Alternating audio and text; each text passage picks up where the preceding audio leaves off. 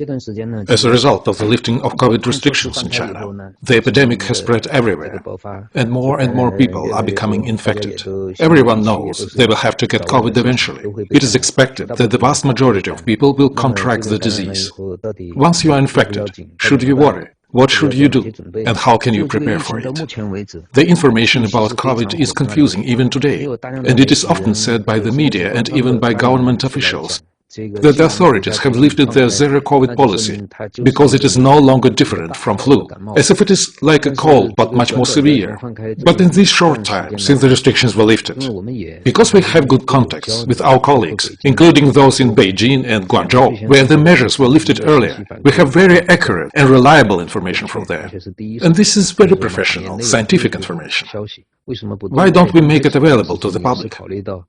Because there are no benefits in taking the risk of saying something that contradicts official policy. So let me first outline some misconceptions about COVID. First, it's definitely not the flu in a more severe form. This disease has peculiarities that distinguish it from all the types of colds we have previously treated. The peculiarities are as follows. First, the acute onset of symptoms. Those with other background diseases are more likely to experience an acute course. Furthermore, the immune barrier does not last long in the case of COVID. It lasts for only 2 to 3 months. What does that mean? If you test positive for COVID and you have done well, you are safe for 2 to 3 months. This does not mean that you will not be reinfected, but if you are, the new infection may be milder. But if you get reinfected after 3 months, it can be even more severe than the first time. It can be like that. So this herd immunity that has been talked about so much, it doesn't work. It's definitely not going to happen. I conclude from this that we cannot rely on a strategy that is easy and fast. But we must be prepared to face it for a long time. It's for the long term. And we have to be ready. It won't end quickly. It is good news that restrictive measures have been lifted. We can live a normal life now, but prevention should be given more attention. Now, the pathogenicity and risk of severe disease, respiratory failure and death are very low now. And this is true. This is not fake news. You should not believe social media, where posts present information at their most extreme, either one way or the other, and may promote negative experiences and social anxiety. Any extremes are harmful.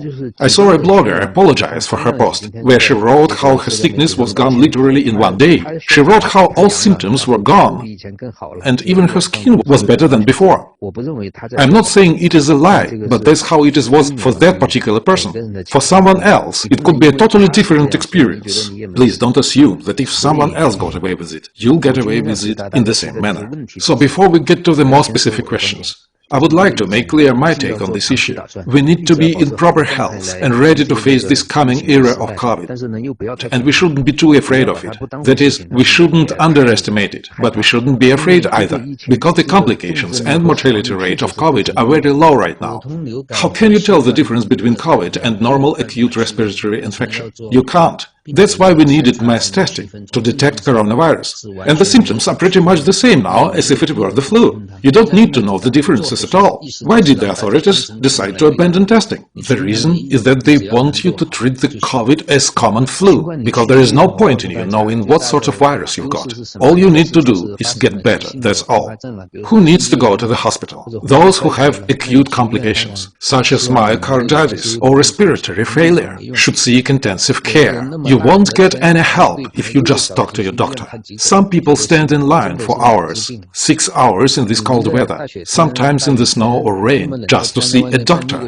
They are completely out of their minds, I think. Instead of waiting in line in the cold, won't you rather stay at home? You will get better much faster that way. I do not recommend waiting in line at the doorsteps of hospitals and clinics, especially during the current outbreak. After all, the doctors won't look at you either. I've worked in emergency and I know what I'm talking about. When someone is able to complain about their condition and stand in line for a few hours, we do not really pay attention to them. We must focus on those who can hardly breathe, let alone those who complain about their condition.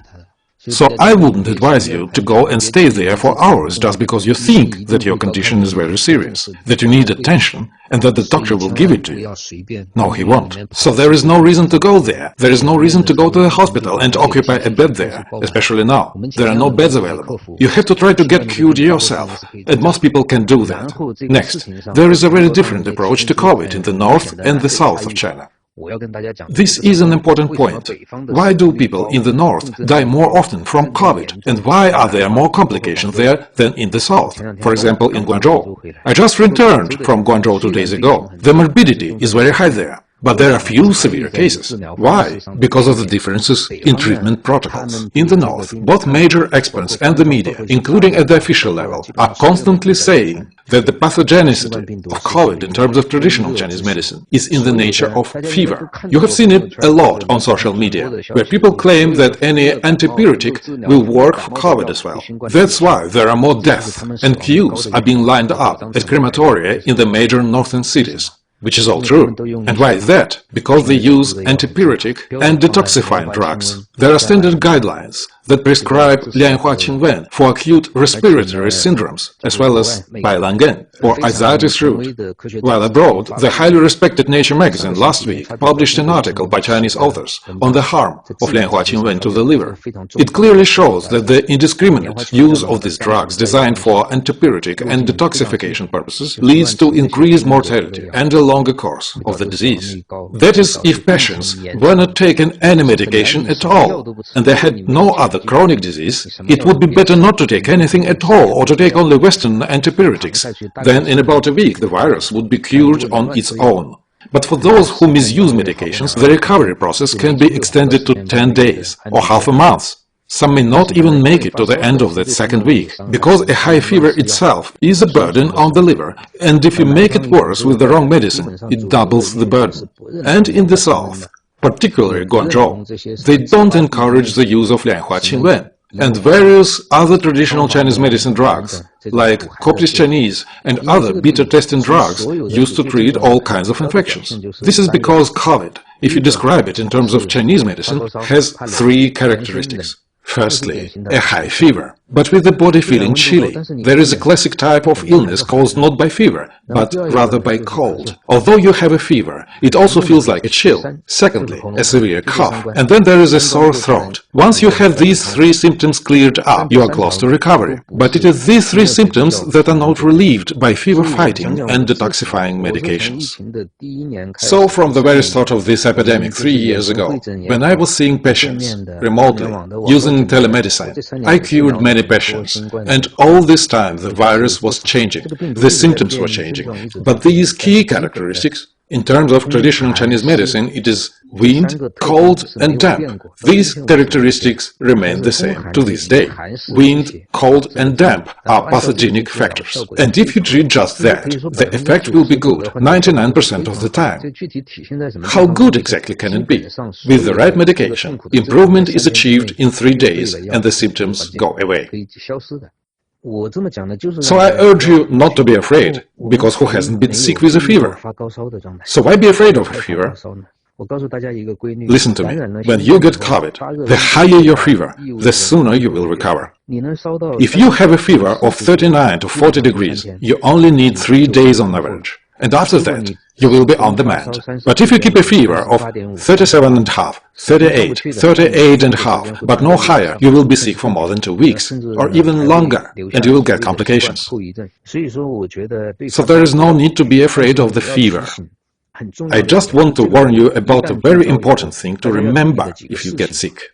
Firstly, if you are infected and if you have symptoms. By the way, propaganda used to tell you that 90% of those infected are asymptomatic, but that's not true. 90% have symptoms. Remember, 90% of those who get sick have symptoms. So once you have symptoms, what's the first thing to do? Relax and lie flat. I don't mean that in a figurative sense, but in very direct sense. Here I'm talking about bed rest. All the complications of COVID. If you have all sorts of other things, like hypertension and other things like that, I'll explain why patients with a chronic illness have such a high mortality rate. If your blood vessels are already worn out because of hypertension, high cholesterol, blood clots, or coronary heart disease, your pressure will rise even higher at high temperatures, and where blood vessels would normally survive at 40 degrees with this high pressure, you can get blood clots and clot formation. Then, not only in COVID, but in all viral respiratory diseases, myocarditis is one of the complications. Death from it can happen very quickly. And it doesn't matter what your condition was before, particularly among the young. Because the symptoms are not too severe, young people often choose to be all up and about throughout the day, even when they are sick. And just recently, a young doctor who contracted COVID was already running a fever, but continued to sit on his night duty. So he finally ended up with myocarditis, and the ICU couldn't save him, and he has passed away. So remember this rule: if you fall ill, go straight to bed, as soon as you feel fever or weakness in your body. And it doesn't matter, in your arms or legs, just lie down and have a rest. It is very important.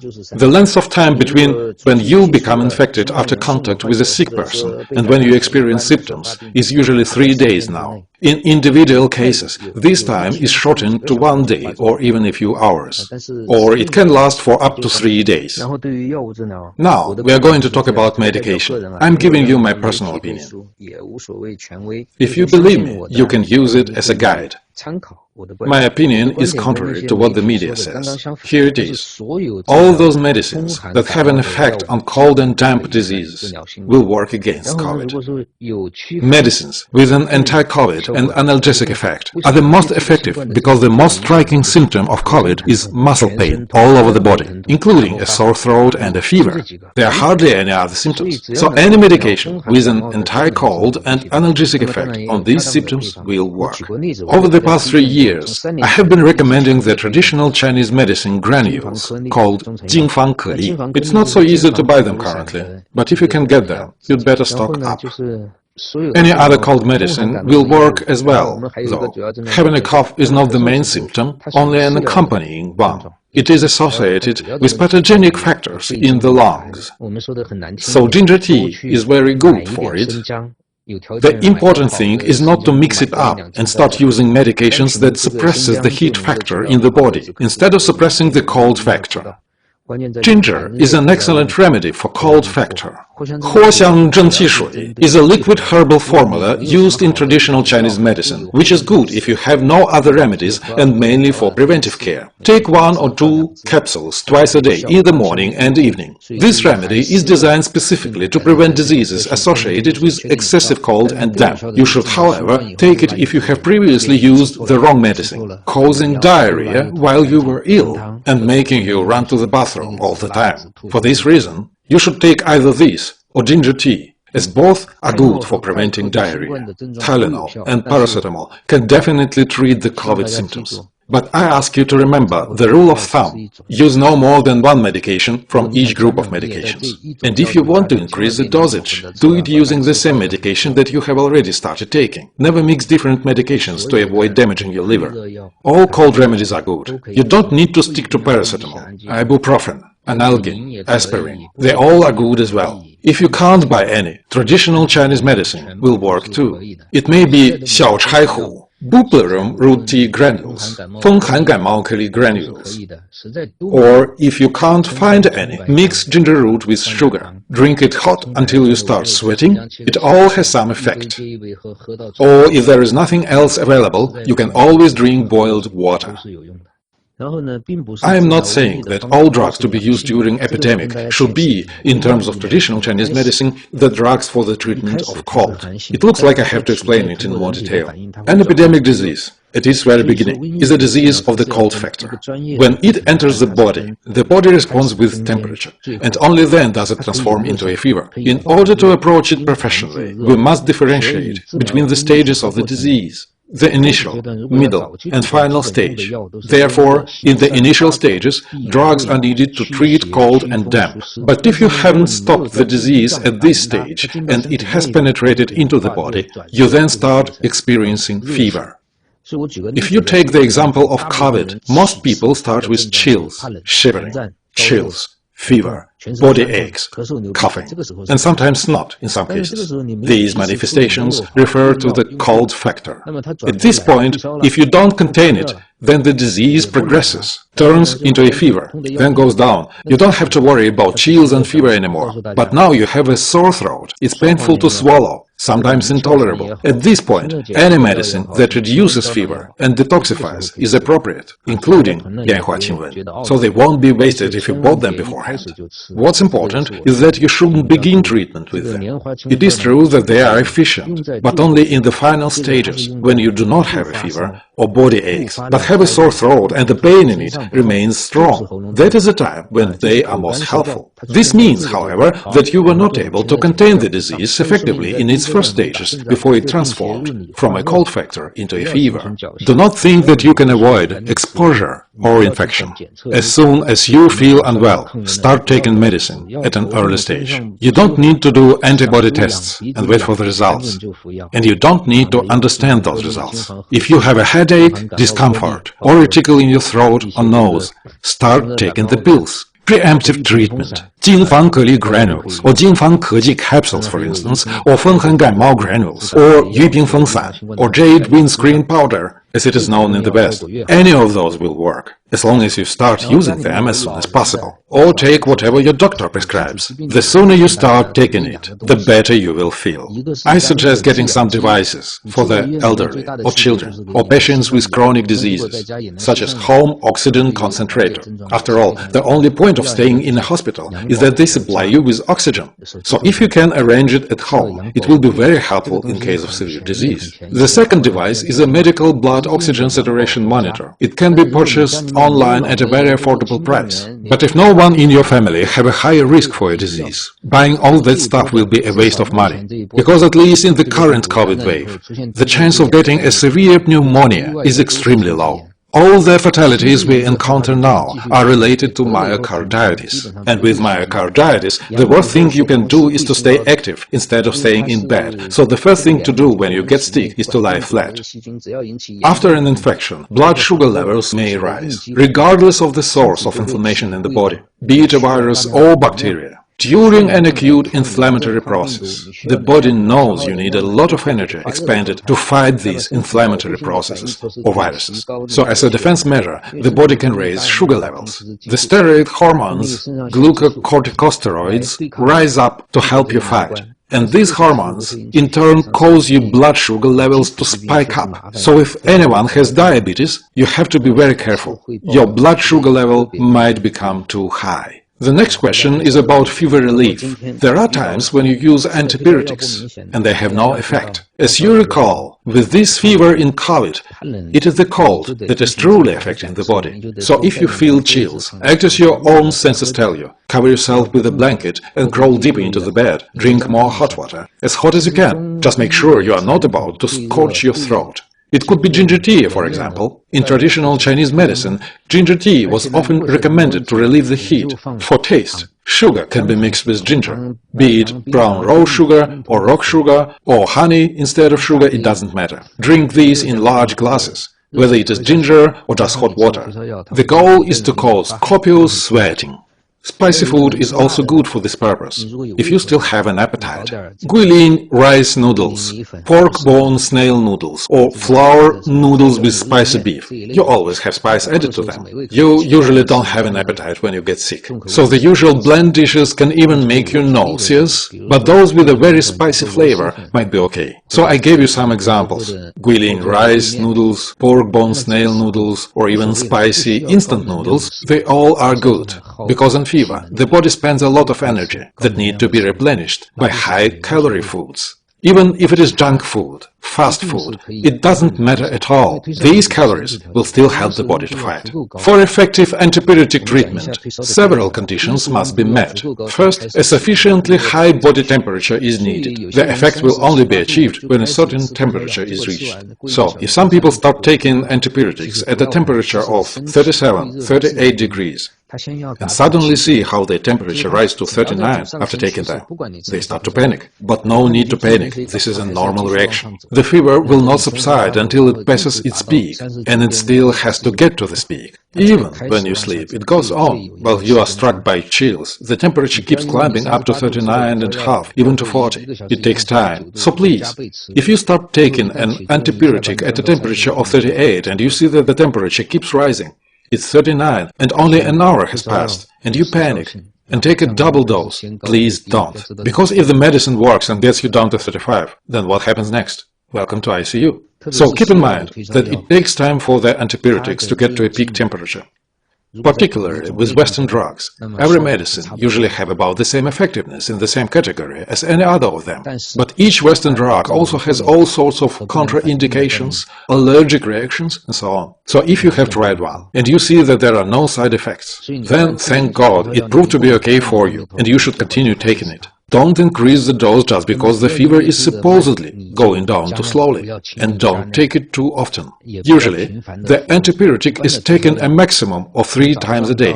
The protocol is usually as follows. Take one, wait 3 hours. If nothing has changed, take another one. Wait another 3 hours. If nothing has changed, take another one once more. Now it is 3 times already. After the 3rd time, you shouldn't take it anymore. Medieval Chinese medicine treatises describe it very well and in detail. If you have a fever, lie down and sweat. If there is no sweat, then dress warmer, cover yourself with another blanket, wrap yourself up, drink warm or hot rice porridge. If you do this, your fever will go away relatively easily. If you have a hard time, if you have chills, your temperature has reached 38.5. That's when you take your first antipyretic. Once you have taken it, drink some ginger tea or hot rice porridge instantly. Then you will start sweating profusely. It is true that now we have got this idea from the West that sweat is dirty. The toxins come out from the body with it. So young girls are particularly uncomfortable with sweating. When they feel that they are starting to sweat, they take clothes off and sit under a fan or an air conditioner. Well, if you do that, you'll never get the fever down. How to drink water? Very simple. Do it in accordance with how you feel. Generally, you need to drink more. Why is it so crucial for a faster recovery? It works if you use a hot drink that leads to sweating. After that comes relief from both body aches and fever. That is, it is not the liquid itself that plays a role here, but the hot temperature that leads to increased sweating. So it is wrong, of course, to drink in quantities that make you vomit. You should drink, but not so much that it upsets your stomach and causes vomiting. For an adult, even when you are sick, 3 liters a day is enough. How to speed up recovery? The speed at which you recover depends largely on proper nutrition. Generally, the diet after an acute respiratory infection should follow 3 principles: high protein, high calories, and easy digestion. During this period, if there is no diabetes or obesity, you should consume easily digestible and high-calorie foods, rich in proteins, but not fats, of course. Otherwise, you will put a strain on your liver. During illness, no matter if it is caused by viruses or fever, the liver is already under significant strain. Fatty foods will increase this load and slow down recovery. So what foods are preferable? Porridge, noodles and pasta, fermented products, and preferably unprocessed. You should avoid not only fatty but also fried food, because it increases inflammatory processes in the body. So it is better to eat food boiled or steamed. I don't know if I have made myself clear enough. Firstly, you don't need to be afraid of COVID. Secondly, it's better to avoid contracting it, because the immunity you get from COVID won't last long. This is easy to understand. We have all sorts of acute respiratory diseases since childhood, but no matter how many times we get sick, the danger of catching the flu always remains, because the viruses are constantly changing through mutation. It is the same with COVID. Get caught in one wave, and you may also get caught in the next one. Another question is whether there are complications after COVID, and rest assured, yes, there are. Not everyone can remain as healthy after an illness as they were before it. And if you get sick again, not yet fully recovered from the previous infection, then each time your condition will get worse again and again. After 3 or 4 times, the game may be over for you. This is also true. So you should avoid getting infected. And if you've got infected, don't congratulate yourself and say, "Hey, I've got the immunity, and I'm not afraid of anything anymore." Don't be silly. In conclusion, I will tell you how to avoid permanent infections. Prevention is effective. Don't think that if you can't avoid it anyway, you don't need to be careful, or that if you have already been infected, then you should not be afraid of anything now. Both ways of thinking are equally wrong. Preventative measures are effective and important. I had a meeting with an infected colleague in the same room. I stayed there for 2 hours, and then we ate lunch together. I was okay. That's because I'd taken preventive measures, and I'm about to share them with you now. First, you should wear a mask in dangerous places. You should not rub your fingers over your eyes, and you should not touch your nose. Wash your hands frequently. If there is already a person with the COVID disease in the family, do other people who are not sick need to wear masks? My answer is yes, you should wear one, and the sick person also should wear a mask. People have the notion that since we are living together, it makes no sense to wear masks. I'll use an example to help you understand. Let's say you were beaten up. Now, how badly you were beaten? Does it make any difference? In medicine, viral load is a concept that has a direct impact on how badly you are about to get sick. If you are dealing with a small number of viruses, it means that you have a minimal viral load. With a low viral load, it is very likely that the body will have a mild protective reaction, with antibodies and immunity being produced. By the way, scientific studies show that this immunity is exactly the same at low viral load and at high viral load. Let's go back to the example of being beaten. I was beaten by 1 bully and you were beaten by 8. Will the result be the same? Therefore, if you have not yet been infected, you should aim to have as few of the viruses that have infiltrated your body as possible. That is, a low viral load. If the viral load is high, the probability of severe disease will also be high. Does that make sense? You can live in the same room with a sick person, and you can take care of him or her while taking preventive measures to avoid high viral load and severe disease. I'll explain the mask you have to wear. I'm talking about indoors. Outside of confined spaces, masks are not necessary. On the contrary, when you go out of the danger zone, you should dispose of your mask. And if you've worn a mask outside, don't bring it home either. Throw it away before you enter the apartment. Change your shoes when you enter the apartment. If possible, disinfect the mats outside your doorstep with disinfectants. Leave your shoes and outerwear outside. When you enter the apartment, first of all, wash and disinfect your hands, and only after that you can go inside the room. When you come home, wash your hands with an alcohol-containing disinfectant and wipe your nasal passages from the inside. You need to protect the mucous membranes of the eyes, mouth and nose. As for the mouth, you can rinse it with a salt solution. As for your nose, protect it with a salt solution or alcohol vapor. The method is simple and straightforward. Soak alcohol in cotton wool. Put it close to your nose and inhale. Alcohol vapor will disinfect your nasal cavity. It's good for your safety. Secondly, indoor air disinfection is very helpful. The Moxa rolls or Moxa sticks used for acupuncture are very effective.